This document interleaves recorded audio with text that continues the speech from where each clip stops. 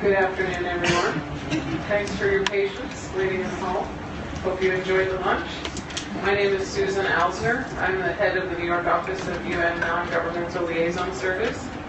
Thanks for joining the discussion today on why sexual and reproductive health and rights are essential to achieving sustainable development and gender equality, which is, of course, Goal 5 in the new SDGs. We have an amazing panel today, very strong on the Asia-Pacific region. We have the Asia-Pacific Resource and Research Center for Women.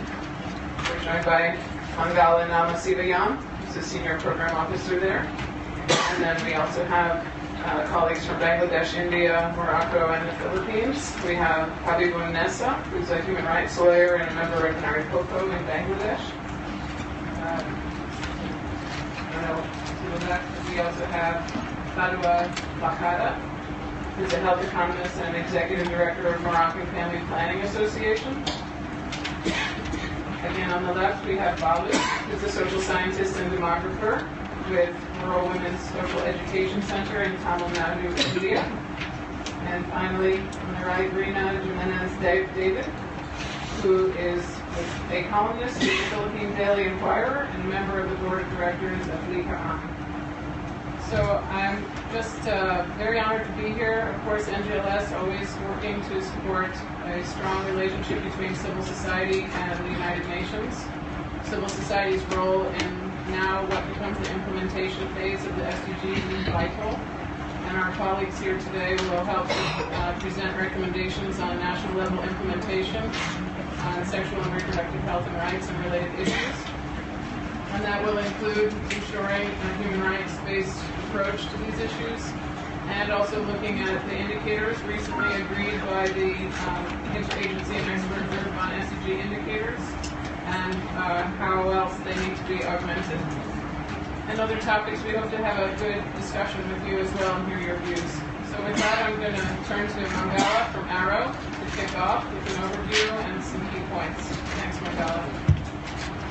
Thank you, Susan. Hello, everyone.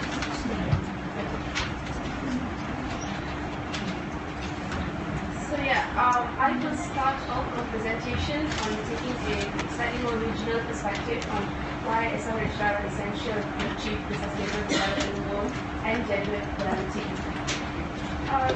Before I start, let me just set the context. We often hear of SRHR, which stands for Sexual Reproductive Health and Rights, and it is often very vaguely understood and overlooked component in development. But I think it's essential that we realize that it's fundamental in achieving sustainable well-being for all and the world we want, which is the thrust of the Agenda 2030. So all the gains that we've made since the post-2015 negotiations has resulted in the SRHR being captured in the SDGs under health and gender equality goals 3 and 5, which shows that, which highlights that access to health services is critical, especially for poor and low-income communities, and acts as a social leveler to reduce inequalities. And for women, SRHR is a critical component of ensure health and well-being. In many societies, women and girls receive the family's resources last even to procure essential health services. So access to SRH enables women and girls' health to be provided for over their life cycle as a marginalized and vulnerable group. Sexuality and reproduction lie at the heart of what is to be human in life. It is very difficult to separate these two from being human and alive. Fundamental freedoms such as who to marry, when to marry, how many children to have, and how often, if at all, enable autonomy and decision-making of women and girls to be retaliated in global and national discourse. Sexual and reproductive rights, on the other hand, are intrinsic human rights, and they take us beyond the welfare approach to women and girls and help us see them as human beings who should have autonomy, bodily integrity, and decision-making about their bodies and lives. So what do we mean when we say universal access? This is another very often common and commonly used phrase. We talk about universal access to SRHR. The universal access means that no one is deprived of being able to use appropriate services when needed. It is interpreted also as having suitable policies and budgetary allocations in place in order for this to happen. Universal access in relation to sexual and reproductive health is when information and services are available, accessible, and acceptable to meet the different needs of all individuals. Universal access to sexual and reproductive health service is important, but one that often gets left behind is the fulfillment of sexual and reproductive rights, which is equally important, because women must possess the agency and ability to make informed choices and without discrimination in order to achieve the SDGs, ensuring healthy lives and gender equality. So one of the things that we in ARROW do is that we help to see the interlinkages, the bigger picture, and the fact that sexual and reproductive rights are interlinked to all development agendas: gender equality, human rights, poverty, inequality, migration, health, climate change, population dynamics, conflicts, disaster, food and nutrient security, and access to resources. As my fellow panelists will discuss further, you will be able to see more clearly how these interlinkages happen in SRHR. So now, let's get to the crux of the matter. So now that we have the SDGs in place, what next? What challenges do we foresee happening in the implementation of the SDGs? One of the things that we have identified is formulating and ensuring indicators. Now, the discussions have been going on for a while now, and the basics of the indicators have been agreed upon, but there are still ongoing discussions on the methodology, on the fine-tuning of the indicators. But it is a challenge, most definitely, because we want to set indicators that are practical, segregated in various ways, usable, and context-specific for all. And this is in the midst of competing priorities and technical challenges, like the limited existence of data collection systems that many of us, especially in our part of the region, face. So one of the things that we talk about is target 3.3. The proposed indicator is percentage of women of reproductive age, 15-49 years, who have their need for family planning satisfied with modern methods. And one of the calls by civil society has been about the need to include additional indicators, although we very clearly understand that it requires further methodological work. We need to include the percentage of primary healthcare facilities that offer essential SRH services, because without that, we will not be able to monitor the progress towards actually achieving target 3.7. Another challenge that we foresee happening is the financing. The FFD platform is very crucial, and there's been a lot of discussions already, but we need to understand that rather than leaving single countries to solve their challenges, countries need to address globally the real obstacles that local economies face. The next one would be, I think this is probably the biggest challenge. It was agreed that each government would set its own national targets, guided by the global level of ambition, but taking into account national circumstances with consideration for these global targets should be incorporated into national planning processes, policies, and strategies. But the question that is upon all of us is, how committed would national governments be in achieving the targets, and how would priorities be decided? Who would make that decision? Who would decide what is more important? Which target is going to be taken upon by each government? And how feasible will it be to reach a consensus between national, international, and non-governmental, be it private, social, charitable, civil society organizations? How will we reach a consensus on which targets will be focused on? And if we do not reach that consensus, how will the monitoring take place? So these are some of the recommendations that we as a regional body working in the Global South put forth. To sustain and capitalize on gains made during the post-2015 negotiations, effort need to be in place to ensure that SRHR specific indicators that are in place to measure and monitor progress, as well as to ensure accountability towards SDGs. This needs continued advocacy by civil society till the finalized indicators are agreed upon, because the methodology is a long process. So we feel that there is still time for civil society to continuously work towards working on these methodologies. Next. the civil societies need to continue demand for collective commitment in financing for development platforms. We need to modify unfair trade regulations, punish tax evasions, and the need for good accountability and monitoring and regulatory mechanism for all sectors, nationally and internationally, but particularly for the corporate and private sector that's focused on profit and the cost of people's welfare more often than not.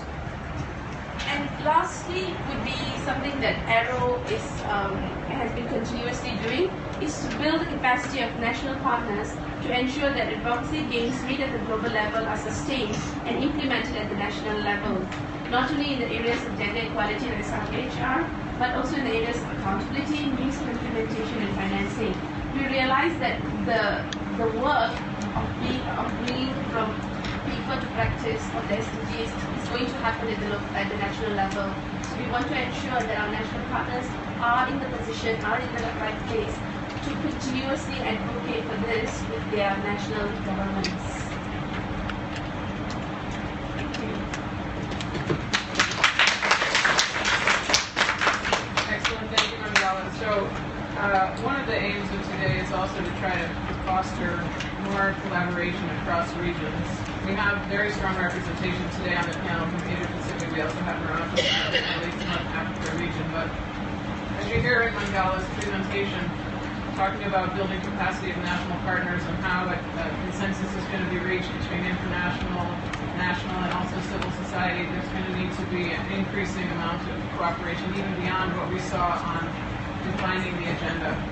And that means cross-regional cooperation on best practices, lessons learned for the policy making, the budgeting, you referred to financing a few times, and even the refinement of the indicators and also data collection. So hopefully we'll be able to get to that in the discussion today.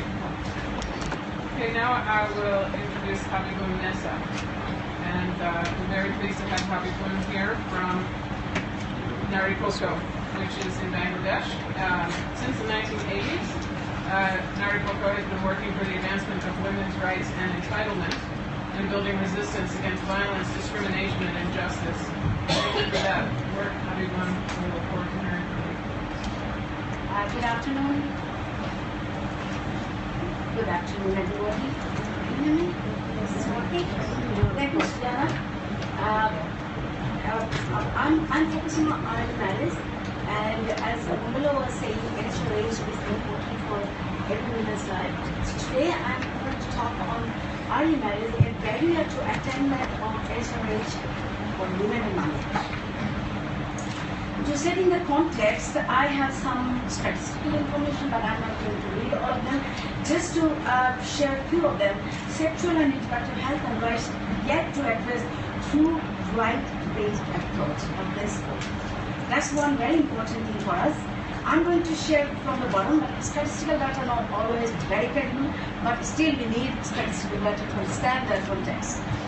From the bottom you can see 30.8% school dropouts are early sexual and reproductive health. So you can imagine the context.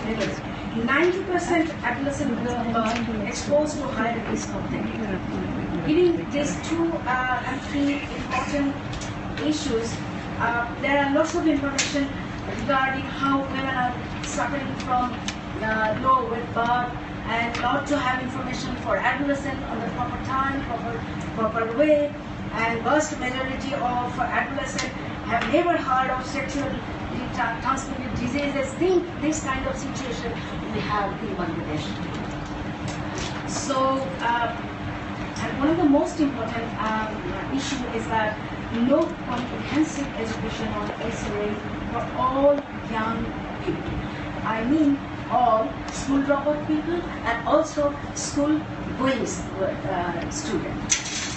Because we have very limited formal education on SRH. I'm going to straight away the consequence and common result of early marriage. School dropout, definitely. Sex slavery, I wanted to say sex slavery because they don't have any voice when they get early marriage, because they are young. Early pregnancy, malnourished mother and child, angina fistula is very common. Physical and psychological violence is part of their daily life. Divorce, polygamy, hampers their job and economic prospect, infringes rights to choose when, how many children they will have. And that's Mangala also covered, is the regional context, it's not only Bangladesh situation. I'm going to quickly on the how to overcome, which is the important aspect of our activism. We are demanding for comprehensive education for all, irrespective of school going and non-school going. Unified database, birth registration and marriage registration to prevent child marriage. Online birth, now it's digital the world, and Bangladesh also not behind. Therefore, online birth registration across the country. Strengthen national child protection system. We have a very good law on child protection. We got it in 2013, and now we are waiting for government to implement effectively. And if we have that system in place, child marriage will be automatically reduced. Vulnerable, especially disabled, ethnic, rural, should be targeted for adolescent-friendly SRH services with equal choice and accessibility. We definitely have some challenges. Lack of political will in policymakers and the executives. That's a real problem. Critical shortage of trained work service providers, health service providers. Religious influence we have definitely. Social taboo is one of the major problems. Misconception about SRH issue, as Mangala was sharing, that's exists in Bangladesh as well. Lack of monitoring and coordination among service providers, that's another problem. Therefore, we demand ensure SRH as fundamental rights in true sense and treat women and girls as right holders. Adequate budget allocation for SRH, and no MTD is coming up, so we want really adequate budget, and we are fighting for. Effective enforcement of existing laws and policies. For example, we have female stipend program for education. It's a very old policy, but still we are struggling. It will cover every single girl for the country, and we want that. Child Marriage Restraint Act is now under consideration for amendment. That we are really noisy. I have some my elder sisters and activists from Bangladesh. They know we are really jointly fighting against new law, and we want the way CRC in line with CRC. So I think government will listen us and will fulfill our demand. We also have Birth and Death Registration Act. This is really an important act. We want every single birth will come under this registration. And I have some more, but I don't want to continue. I want to say the strategy. We are trying to create demand among young groups, and that's everyone we are doing. Young groups should come forward, and they will demand their own wants. And concerted action throughout the country with CBOs that we are sitting at the capital level. We are moving around throughout the country. Continue role as catalyst at national and international level. That's why I'm here. Proactive involvement with law and policy making initiatives that we are doing all the time. Act as a pressure group for effective pro-female SDG plan and programs, and its implementation at national, regional and international level. I think that's what we want, and we want to be really open and noisy. You can hear my loud voice. And this is our slogan from 1983 when we established. I can see that. Can we? Yes. It is in Bangla, but we have little English translation over there. I am women, the whole world is my battlefield. So that is the reality, and that's why I say thank you for being with us.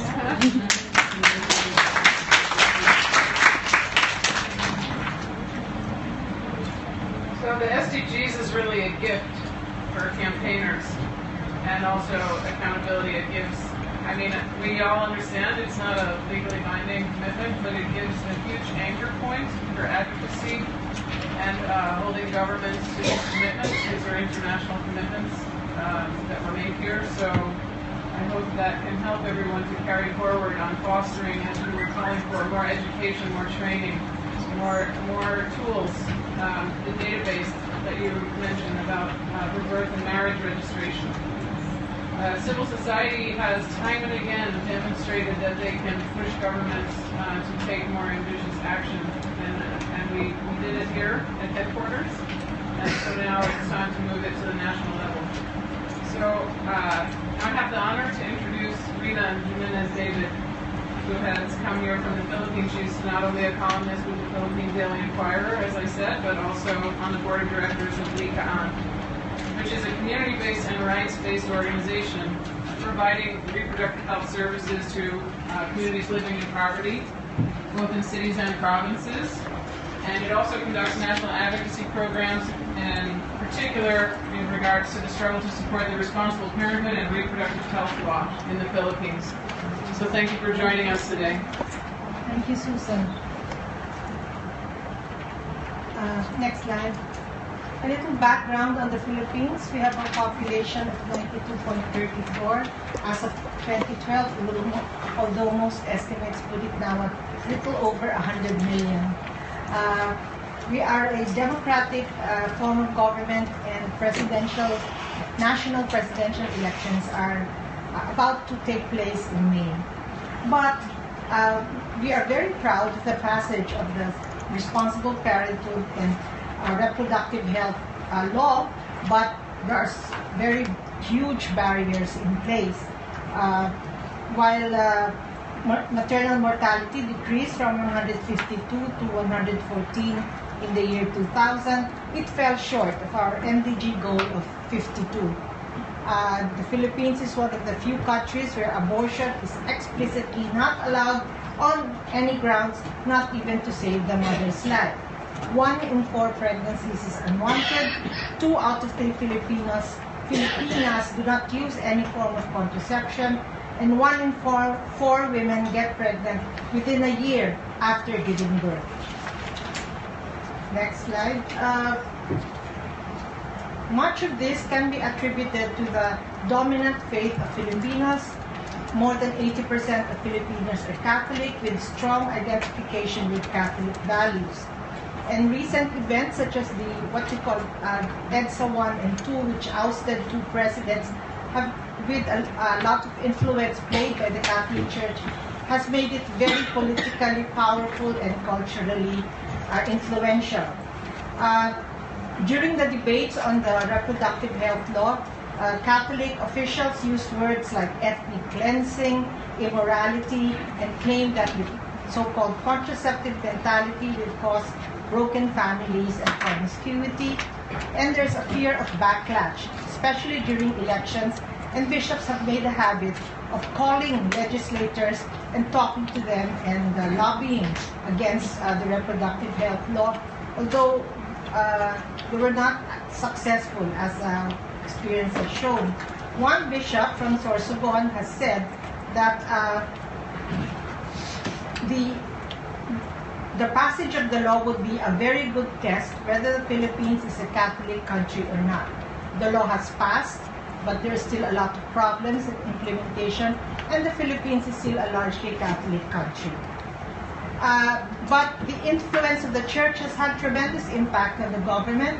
For a decade, the previous president, Gloria Macapagal-Arroyo, wanted to promote mostly natural family planning, and it took 14 years for the reproductive health law to pass through Congress. As you see, it had to pass through so many loops, and until today, challenges remain. The constitutionality of the law was challenged before the Supreme Court. 8 restrictions were imposed by the Supreme Court, and now there is a TRO on the use of implants, contraceptive implants, and there's a ban, temporary restraining order on the Food and Drug Administration from issuing licenses to contraceptive makers. There have been a lot of opportunities in the years-long work to pass the Responsible Parenthood and Reproductive Health Law. A lot of Christian churches, including the homegrown Iglesia ni Cristo, have been consistently supportive of the reproductive health initiative, and even non-faith groups, what we call non-faith groups, like the Filipino free thinkers, who think we should be much more rational about the issue. There is consistent public opinion support for family planning, and public opinion polls have shown that most Filipinos say the government should respect the rights of couples to decide how big or how small they want their families. And a lot of, as you see this die-in of women, there's a lot of creative energy that was expended in the lobbying for the passage of the law. Right now, we are seeking to broaden our reach. We say that the need for policymakers to educate themselves about sexual and reproductive health and rights. And the picture shows a field worker with Likhaan giving a talk to urban poor community members on the issues behind sexual and reproductive health and rights. Next, on the way ahead, we're saying that we need stronger advocacy work with the media, with women's groups, alliances, etc., and continued vigilance because of the remaining cases that are now with the Supreme Court, and there are bills already filed with Congress. Despite the passage of the law in 2014, there are already bills filed in Congress for the repealing of the RH law. A good sign is that the Commission on Human Rights has just launched an inquiry on violations of women's human rights in connection with SRHR, and we should continue to support and follow and track the progress made on this inquiry. Thank you very much.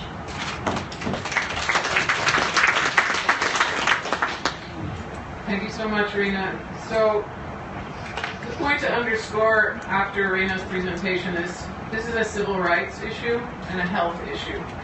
These are women's rights. This is our collective responsibility to help uphold these rights worldwide. About 15 years ago, I worked for a musician in this country named Ani DeFranco, and during my time with her, I worked for her for about 12 years. She was going on television and touring around the country and around the world, actually, trying to make this point, that this is a civil rights issue, that it's a woman's right to choose. So I hope that we can continue to make this point loud and clear. I've been listening to it for all of my adult life, and hopefully the SDGs will help to make this easier for everyone to communicate. Okay, next we have Fadoua Bakhadda, a health economist and the executive director of Moroccan Family Planning Association, which was created in 1971. Long time of working. This organization actively promotes a national population policy in Morocco, as well through advocacy, as many of our colleagues here, and working with political and religious leaders in Morocco. It would be interesting to hear about how that's playing out in Morocco. Thank you. Thank you, Abby. Thank you, absolutely. So, before talking about what's going on in abortion, I'm going to share with you as a context of Moroccan. So, in Morocco, we have a failure rate of almost 27% failure rate of contraception.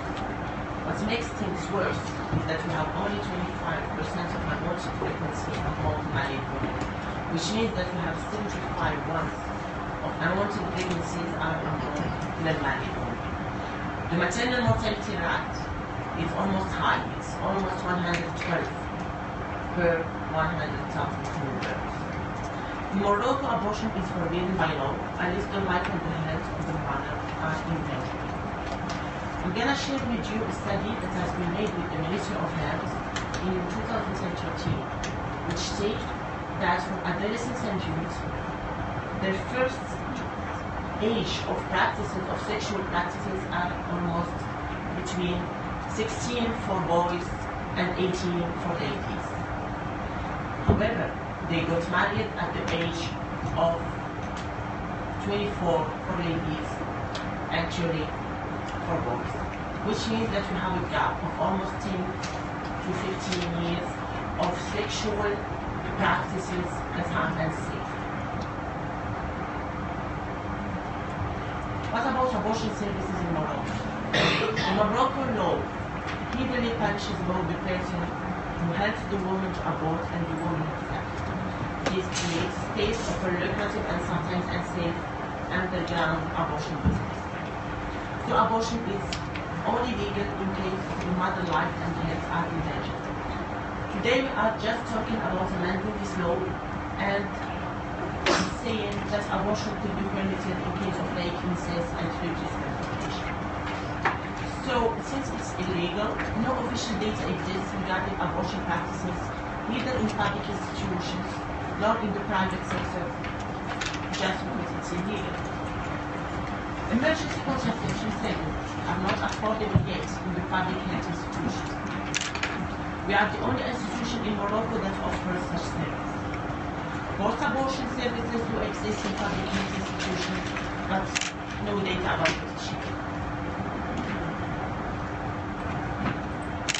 Abortion. Abortion has not really taken that much importance when it comes to sustainable development goals. However, what I can say is that access to safe, legal abortion has been recognized by the global community as an essential intervention in a package of comprehensive sexual and reproductive health. How could we say that we are interested to sexual and reproductive health and rights without talking about abortion? What is amazing when we just look to the third and the fifth goal of SDGs, you find that to target 3.7 of SDGs say that by 2030 we do ensure universal access to sexual and reproductive health care services, including family planning, information and education, and the integration of reproductive health into national strategies and programs, which means that abortion is there. In target 5.6 of SDGs, we could say that we do ensure universal access to sexual reproductive health and reproductive rights. So implicitly abortion is there. So, what about Morocco and SDGs for 2030? In 2011, we got our new Moroccan constitutions. These constitutions allow social society to suggest laws and reform to the government, monitor the government's actions, and ask for accountability. And this is what we are doing. So my organization suggests to the Moroccan government institution in charge of monitoring and evaluating the SDGs 3 main indicators. 2 under Objective 7 and 1 under the 5th. The first indicators, we want to know the percentage of women and girls under reproductive ages, mainly from 15 to 49, who use modern contraceptive methods. So why we are talking about this indicator? Because before, contraceptives were only on load to married women. It's only those 5 last years that everyone can do for us, but we have no data. The second indicator is that the delivery rate by thousands of youth and adolescents under the age of 1 to 14 years, since we just discussed about child marriage, 15 to 17 years, and 18 to 19 years. We have to know what is going on for youth and adolescents. The last indicator is that the percentage of women under 15 to 49 are able to make choices regarding their reproductive rights. So, what about challenges? The main challenges is how to overcome the religious fundamentalism that appears to make abortion legal in Morocco. In case of legal abortion services, as the new amendment law is discussing, who will and can decide about authorizing abortion in case of rape and incest, as the new law says? Are the public health institutions equipped for abortion services? Ministry of Health needs to develop training on abortion comprehensive integrated services to staff. Could this ministry know exactly the real cost of unsafe abortion to be calculated? Could the Ministry of Health give data on abortion in future? Government has to communicate more on unsafe and clandestine abortion from the public. What we recommend? Emergency contraception services need to integrate public health institutions, as it is the case in our fixed clinics that are, by the way, 26 months. To integrate the abortion clinic as a sexual reproductive health services in public health institutions, as it is the case in our fixed clinics. To open the door to more ijtihad regarding abortion model. To include comprehensive sexual education in the school curricula, as it is included in our youth-friendly services subject.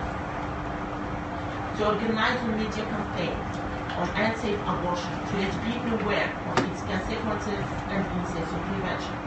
Finally, to develop communication material to suburban and rural communities as we are doing. Thank you.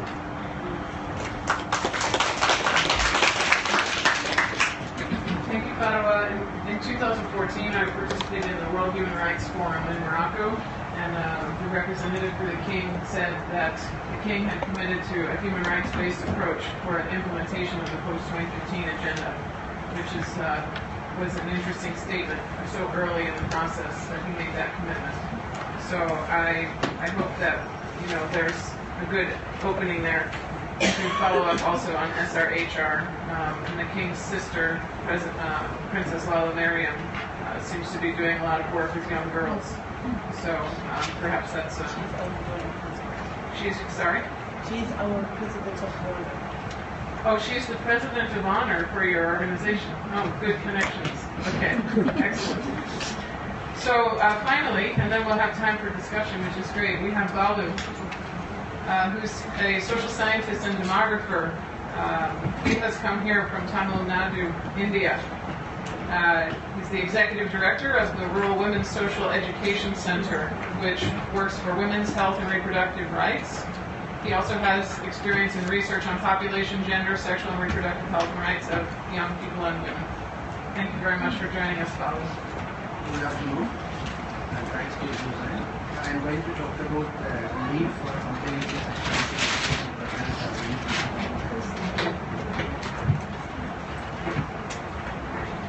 I am going to talk about the need for comprehensive sexuality education programs for young people in India. Before going to my presentation, I would like to introduce the context of India's country context. Just like most of you know that India is the second most populous country in the world with a population of 200 and something million. According to 2011 census, 30% of the population of India was in the age group of 10 to 24 years. According to the UN, about 356 million population in India is in the new category. So there is a large population in India or Europe. So the latest study done at national level, one in India and another one is National Family Health Survey. We found that the young people are poorly informed about sexual and reproductive health and rights. For example, about 50% of the women below 30 years may not aware about the simple fact that women can get pregnant in a single sexual act. So similarly, that the awareness about HIV/AIDS are very low. So this was indicated by the national level study. So as a result of technological development, young people are exposed to the various gadgets and other information. They received incomplete information from the parent groups and media sources. So it's a risky one for them. Even though India has passed an act on early marriage, child marriage prevention act in the year 1930, child marriages are happening, particularly in women, are very high in rural areas. According to the estimates by the United Nations UNICEF estimates, about 47% of the married women in the 20 to 24 years age group are married below 18 years. So the early age marriage is still an issue. Adolescent fertility is also very high in India. And also that unmet need for contraception is also a very important issue. There is about 28% of women in this age group of 15 to 24 that they have unmet need for contraception. This was reported in the DLHS survey, but the recently released the National Family Health Survey of several states for the year 2015 and 2016 also stated that the same situation is still prevailing in India. So unsafe abortion is also very high. It is also one of the leading cause of maternal mortality in India. About 80% of the maternal mortality rate is due to this unsafe abortion. And also, as per the recent data released by the Women and Child Development Ministry, reported sexual abuse is very high in children. About 53% of the children are have sexual abuse. So this is the overall country context. Based on this context, we come with this main recommendation that India have large number of policies on young people. For example, youth policy we have, reproductive and child health policy also, and also national population policy. But there are gaps in the implementation of the various policies. So, say for example, the adolescent education program, we call it as a comprehensive sexuality education program, which was started in the year 2006. But immediately after a year, it was stopped by the as a result of the parliamentary committee. There was strong opposition from the various states. 12 state government objected, stating that it is against our culture. It is our culture and heritage and strong religious fundamentalist group of argument put forward. Immediately a parliamentary committee was appointed. The committee consists of various political parties, academicians, women's health advocates. The committee took 2 years time to review the curriculum and interact with various groups. Finally, they came with the recommendation that the sexuality education program should be stopped.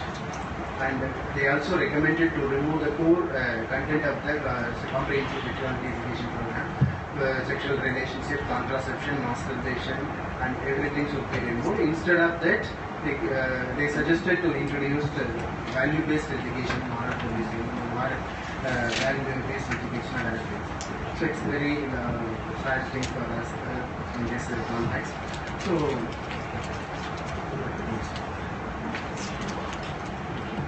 So actually the adolescent education programs were implemented through national government at NCR and NICO and national government level in the Central Board of School Education. But India is a rural in nature. Most of the schools in rural area were run by the state governments and local bodies.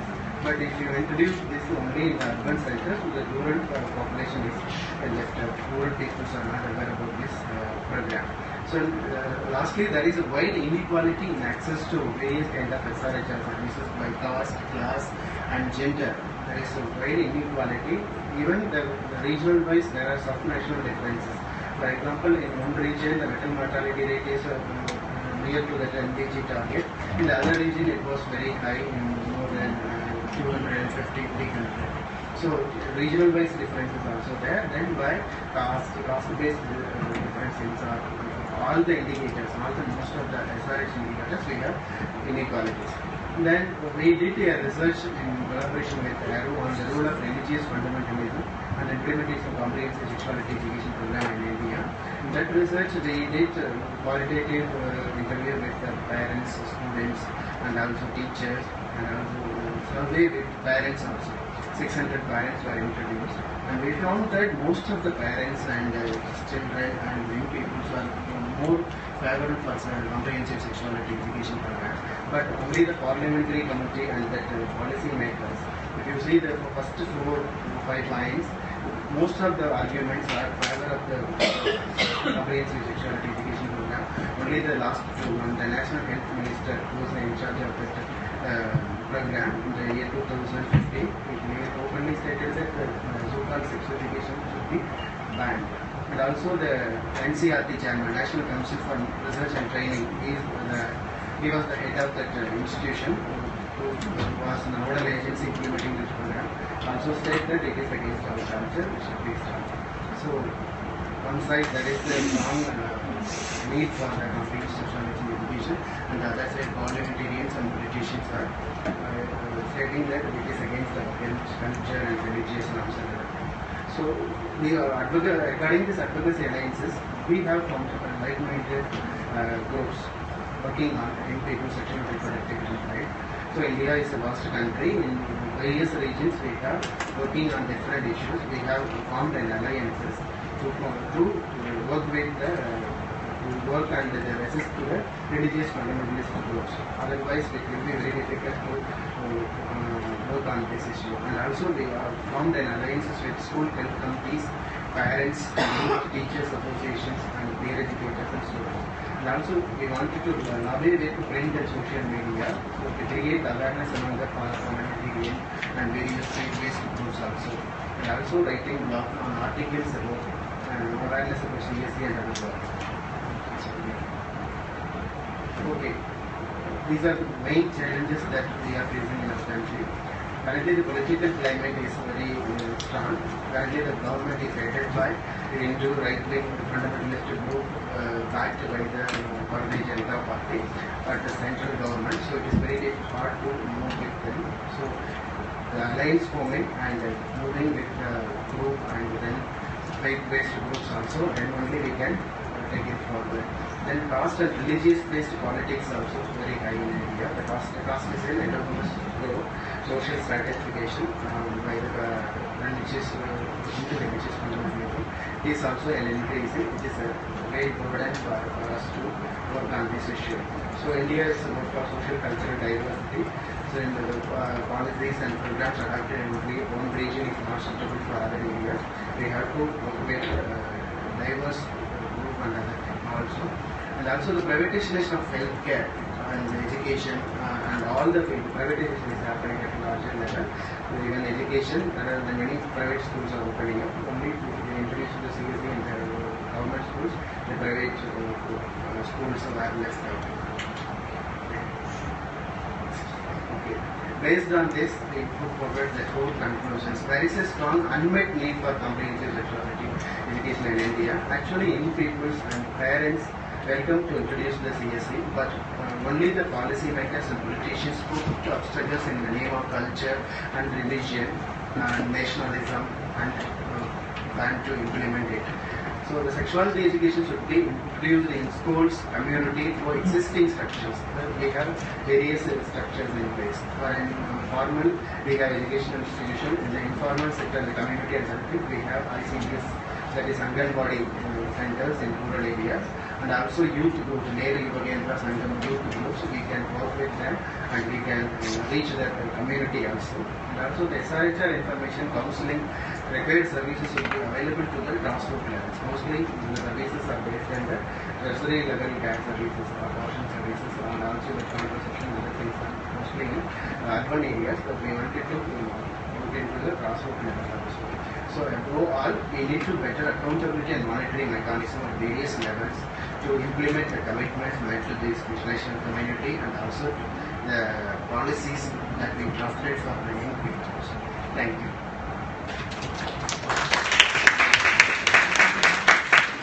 Thank you, Balu. So that was a huge amount of information for Balu and others.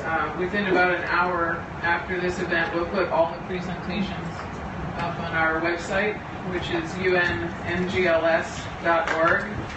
UN-NGLS.org. So that's two N's in there.